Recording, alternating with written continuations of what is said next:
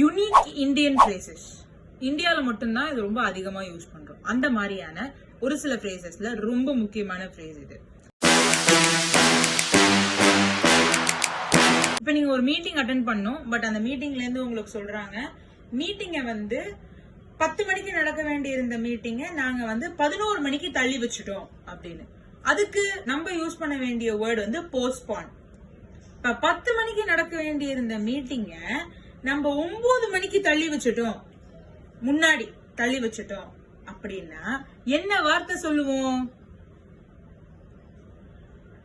Good. எல்லாருமே கரெக்டா தப்பா சொல்லிருப்பீங்க. ப்ரீபோன் அப்படின்னு தானே சொன்னீங்க, அப்படிதானே நினைச்சீங்க. ஆனா அது இல்ல. Prepone is wrong. ப்ரீபோன் இந்தியால மட்டும் தான் யூஸ் பண்றோம். The actual word is move up, reschedule to an earlier time. Either move up or reschedule to an earlier time. The meeting has been rescheduled to an earlier time. Meeting has been moved up to 8 o'clock in the morning instead of 9 அப்படின்னு நம்ம சொல்லுவோம். இந்த போஸ்டுக்கு opposite pre, அங்கேயும் phone இருக்கு இங்கேயும் phone இருக்கு, அதனால நம்ம ப்ரீபோன் அப்படின்னு நம்ம வச்சுக்கிட்டோம்.